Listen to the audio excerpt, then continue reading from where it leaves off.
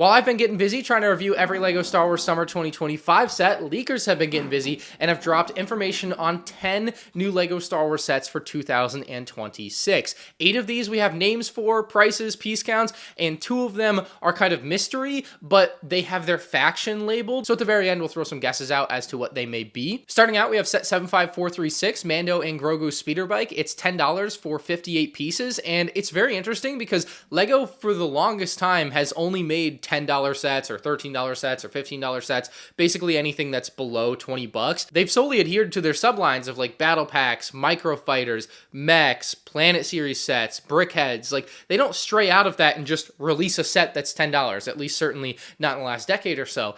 And to see that kind of return for 2026 is really interesting. I kind of wonder if we're going to see that a lot more now. So the speeder bike, they released one back in 2021, and this one is, I did a quick count, just a rough estimate, about 66 pieces. So with 58 pieces plus 2 figures being Grogu and Mando, you can assume maybe 6 to 10 pieces for the figures with accessories. You know, you're looking at really a 50-piece build on the speeder bike versus 66 here, so I assume it's going to be a worse, smaller speeder bike than this for $10, which kind of sucks because this already doesn't feel like it'd be worth $10. I suppose it's the minifigs that would bring it up to being worth $10, but this would be an okay speeder bike with a couple of figures for $10.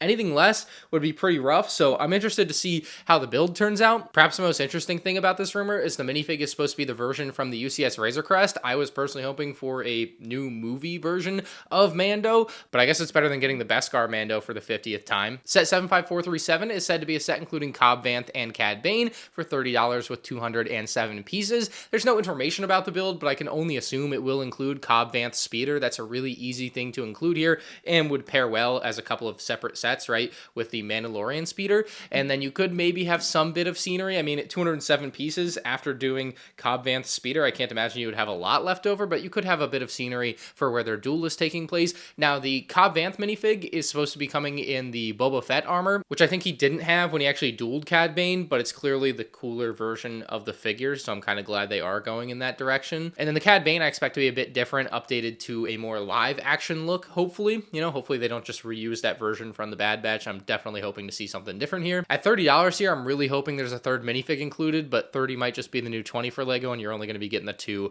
with Cobb Vanth and Cad Bane, but time will tell on this rumor. The next couple of rumors might be my favorites, starting with the 75440 MINI-SCALE AT-AT. So this means that the Starship collection is no more, or at least it's not the limiting factor on what they're going to be do in the MIDI-SCALE. So they may create a separate subline called the Vehicle Collection or something, but certainly an AT-AT is not a Starship. It's supposed to be $60 with 525 pieces, and I mean, let's be honest, it's going to be a tiny model of an AT-AT, but it'll be something that will fit very easily and nicely on a desk or a small shelf, and obviously much more affordable than the larger Playscale or UCS AT-ATs, just something nice for display. So I'm very excited to see what comes of that. And hey, it would be even cooler if it came with like a mini version of a snowspeeder that you had wrapping around it. I'm kind of hopeful for that. Like literally a mini version like they released in 2003. Like that size would be perfect for this, I think. Anyway, the other MIDI-SCALE set is 75441, the Venator, for $80 with 643 pieces. And I didn't think they were going to make a MIDI-SCALE Venator. They released a UCS one, and then they followed that up with the Acclimator, which seemed like it was like the, hey, we want to do a MIDI-SCALE version of a Republic ship because they didn't want to cut even more into the sales of the UCS Venator after what they did with Captain Rex, maybe. I don't know. It just seemed like the Venator at a MIDI-SCALE wasn't going to happen because it would have also been perfect to release last year given it would have paired with the Invisible Hand and it was the anniversary for Revenge of the Sith. There were a lot of reasons the Venator should have happened in 2024 or 2025 as a MIDI-SCALE set. And so finally seeing in 2026 is great. Better late than never, right? It doesn't always have to happen the year you want it to happen. So I'm very happy that it's happening. It just seemed like it was the sort of thing that literally just wasn't going to come out. That's my point. Now, $80, we can definitely expect it to be a bit sizable if you compare that to the Super Star Destroyer that currently sells for $70. Like, I think there's a good chance we'll all be pretty happy with the way this build looks and feels. My biggest wish for this is that it is specifically the Revenge of the Sith style of Venator. I really don't want another stylized Clone Wars, like the Anakin version of the Venator with the red bridges. Like, I want that Revenge of the Sith feel with the gray bridges. That's what I'm really looking for here. So fingers crossed, and then of course it matches better with the Invisible Hand and all that stuff. So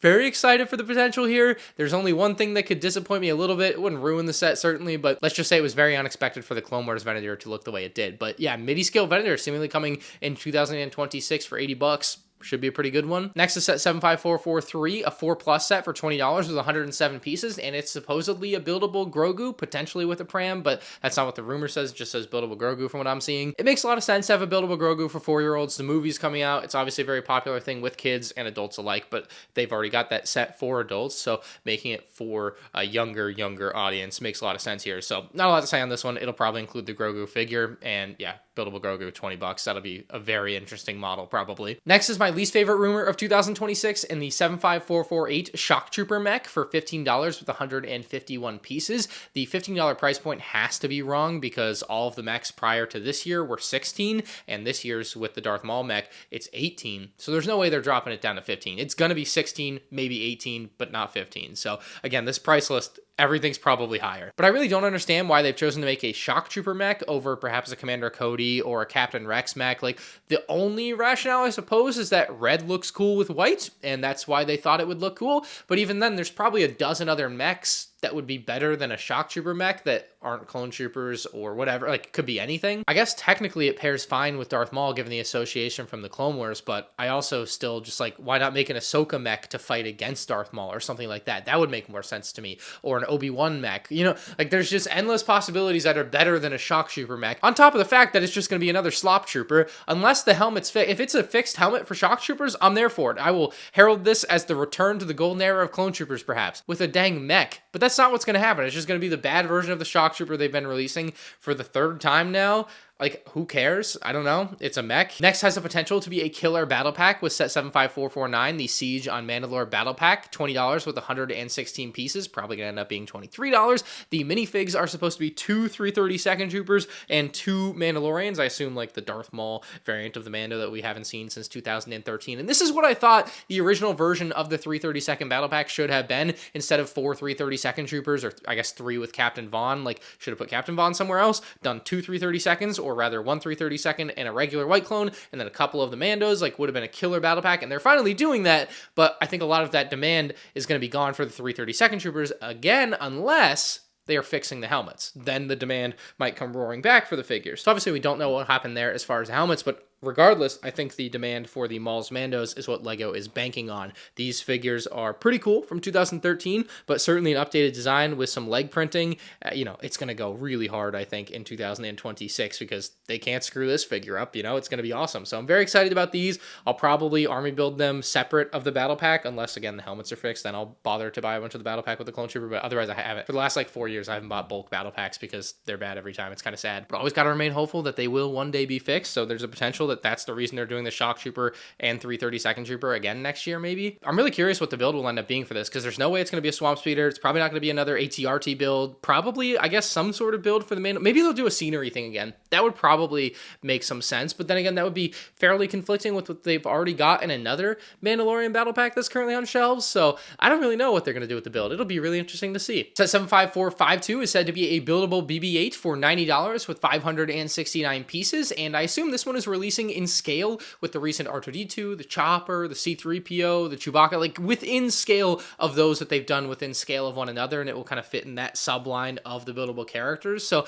that makes a lot of sense to me. Kind of surprised they didn't drop it this year with the anniversary of The Force Awakens, where they did the couple of Kylo Ren sets, but still a nice buildable BB-8 could be on the horizon here. Now, it is notable that this set has about half as many pieces as the version from 2017, so it's probably not going to be anywhere near as big, and we know that, obviously, given the idea that it should be in scale with the other current buildable characters, and if it's going to be in scale with those, it's going to be fairly small. And I think price-wise, adjusting for inflation, that version from 2017 would maybe be 120, 130, maybe 140-ish right now, somewhere in that range, right? And so this one is like $30 less or so, but then you have to consider it's overpriced, so it's really $50 less of stuff, you know? So I think it'll be a really small feeling model for $90. That's what I'm expecting, really, because you're going to compare this to the R2-D2 that came out for $100, and it's probably going to look horrible next to that. That's going to be a scary comparison. But yeah, Buildable BB-8 should be a pretty cool set. I'm excited for it, but also it's probably going to be tiny. Now we finally have a couple of sets. So we've got the Price and the Faction 4 in a $70 Imperial set and a $100 Rebellion set. Again, these are rumors, so these could end up not being anything, but they come from seemingly a reputable source, so we're just going to chat about them. To me, the $70 Imperial set would make a lot of sense as a TIE Avenger from Andor Season 2, including a Range Trooper, Andor, and then I think there's another pilot lady he was chatting with, something like that. So I think that would make the most sense as that set at $70.